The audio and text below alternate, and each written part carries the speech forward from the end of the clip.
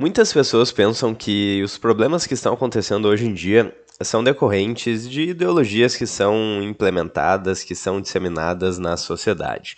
E eu acho que isso é parcialmente verdade. Sim, as ideologias, o debate de ideias têm uma influência na sociedade, mas no vídeo de hoje eu quero trazer uma outra perspectiva, a perspectiva do dinheiro. E a frase que diz "Fix the money, fix the world", ou seja, corrija o dinheiro, corrija o mundo. E com isso eu quero voltar aqui para alguns gráficos daquele site famoso, o que aconteceu em 1971. E basicamente, como vocês podem ver aqui, vários problemas começaram a acontecer aqui desde 1971. Então, só para citar alguns, a gente tem a remuneração praticamente estagnada, com a produtividade crescendo. A gente tem aí uma inflação, né? Inflação real, que é a definição real de inflação, é a expansão da base monetária, quantidade de dólares em circulação, dívida crescendo, déficit federal, perda do poder de compra da moeda, perda do dólar, que é ao longo do tempo, inflação acumulada, crescimento do preço das casas em comparação à renda. Quantos anos é preciso economizar para comprar uma casa? Beleza, isso são questões mais econômicas de fato, mas a gente tem aqui problemas sociais também. Então, por exemplo, adultos jovens morando com os pais, passando aí de 50% desde 2020, então subindo de 29% até mais de 50% nos dias de hoje. Desigualdade de renda familiar aqui também. Renda do 1% mais rico da população, então a desigualdade vinha diminuindo de 1913 até 1971 e voltou a crescer aqui de 1971 até os dias de hoje. Índice de preços ao consumidor, preço do ouro, preço do petróleo. Aqui também bem importante, filhos por mulher, então uma queda na taxa de natalidade desde 1971.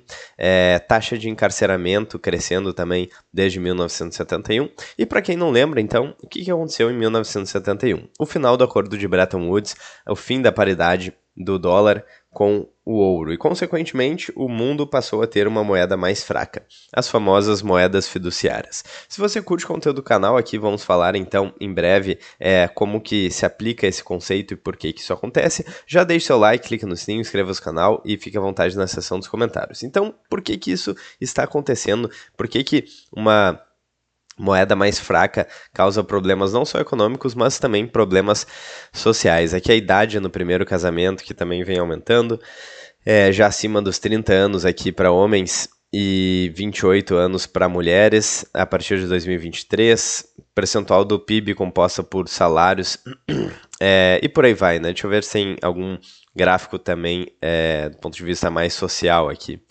Renda familiar, PIB, nações, uma nação de casais com dupla renda. Então, antigamente era possível só uma pessoa trabalhar na família e conseguir manter toda a casa, todos os filhos, que inclusive eram mais filhos aí do que hoje em dia. E hoje em dia o casal precisa trabalhar para sustentar um número cada vez menor de filhos. Então, muito interessante aqui. Então, para ver as estatísticas de 1965 até os dias aí esse gráfico vai até 2010, né? Então, que casais onde só a esposa trabalhava em 1965 era 2%, que só o marido trabalhava era 38% e que o casal trabalhava era 47%. E desde 1971, então, isso mudou bastante. Hoje em dia a gente tem só 21% aí, dos lares onde só o marido trabalha. Isso é um privilégio para poucos, então. Hoje em dia a maior parte dos casais, ambos têm que trabalhar. Deixa eu ver se tem mais alguma questão mais social aqui. Tem várias questões econômicas, mas vocês já podem ver que a questão social e a questão econômica está muito relacionada. Consumo de energia, parará. E então, na verdade, a economia ela é indissociável da sociedade. Aqui, a posição ideológica dos partidos democratas e republicanos. Houve uma maior polarização, então. Havia maior convergência, segundo esse gráfico, e a partir de 1971 voltou a ter mais polarização. Interessante também. Discursos políticos que usam linguagem mais simples, expressando mais sentimentos. Olha só, isso aqui também é incrível. Desde 1961, então, o discurso está se tornando mais simples nos debates políticos. Percentual afirmando ser o problema mais importante aqui em 1971, então a economia crescendo bastante. Então, eleições, relações internacionais, controle social, direitos civis passaram a ser menos relevantes aqui, segundo esse gráfico. Deixa eu ver se tem mais alguma questão social aqui. Aqui, número total de advogados a cada 1.000 pessoas, então começou a crescer bastante desde 1961. Doutorados PhDs em física concedidos nos Estados Unidos ficou um pouco estagnado aí depois de então. E nos Estados Unidos até caiu, olha só. Interessante. Olha só aqui, muito, muito importante aqui esse gráfico. Taxa de divórcio por idade, então aumentou estrondosamente aí desde 1971. Então algumas pessoas põem a culpa no feminismo, põem a culpa em ideologias marxistas e por aí vai, mas na verdade, enfim, eu acho que essa influência até existe, mas talvez boa parte do que está acontecendo agora seja causado, ou talvez financiado aí por uma moeda fraca, e hoje em dia a gente tem uma moeda cada vez mais fraca. Família com crianças em situação de pobreza também,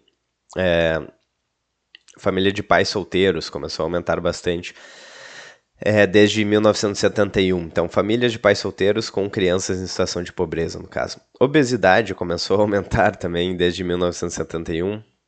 Então, deixa eu ver se tem mais algum... a produção global de óleos vegetais também começou a aumentar de forma exponencial desde 1971. Rebanho de vacas de corte começou a decair, a dieta começou a piorar, então passaram a, enfim, comer mais produtos que não são tão naturais. É isso? Disponibilidade média anual per capita em libras. Comem menos. Batatas, açúcar refinado, carne bovina, ovos, leite, sorvete integral, margarina. Comem mais frango, óleo de cozinha, adoçante de milho, produtos de queijo, arroz e iogurte. Bom, então hábitos alimentares também mudaram. O consumo global de carne bovina per capita se manteve constante durante 50 anos. Simultaneamente, aumentou o consumo de frango, grãos, óleos industriais, sementes e açúcares. Bom, preço de casas, enfim, tem vários gráficos aqui de questões sociais também relacionados ao problema da moeda fraca, né? Do final da paridade do dólar com o ouro, do final do acordo de Bretton Woods. Ocorrência de revisão por pares aumentou bastante, então o academicismo, quebras de moedas também aconteceram com mais frequência, mas isso daí já é algo mais relacionado à economia. Número de países com crises bancárias, dívida, vamos ver se tem mais alguma coisa aqui.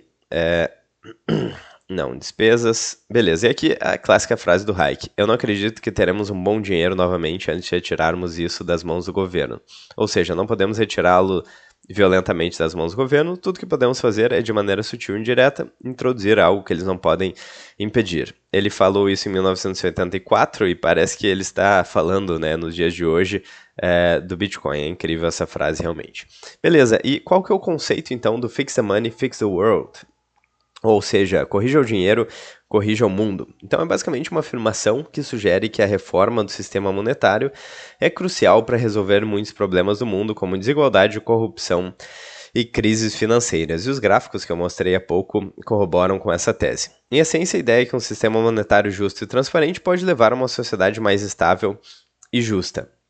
Então, a frase é frequentemente associada a argumentos a favor de reformas monetárias, como a adoção do Bitcoin, por exemplo, ou a necessidade de maior transparência e controle dos sistemas financeiros. Na verdade, controle não, né? Porque a ideia de controle burocrático e estatal do dinheiro é a ideia oposta ao Bitcoin. Então, no caso, resolver o dinheiro seria o oposto disso. Seria um livre mercado aí de moedas, e o Bitcoin faz parte de uma moeda privada, um sistema onde existe uma moeda privada e escassa, certo?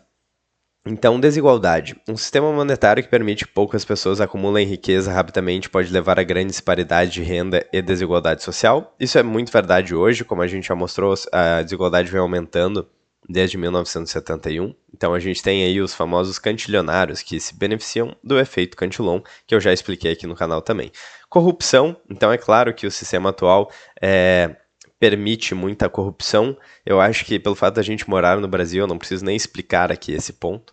Crises financeiras se tornaram muito mais frequentes, então, desde o final do Acordo de Bretton Woods, do final do padrão, padrão ouro, digamos assim, e de fato, como eu já mostrei anteriormente nos gráficos, e falta de confiança, sistema monetário instável e sujeito a manipulação pode gerar a falta de confiança nos cidadãos e nas instituições financeiras.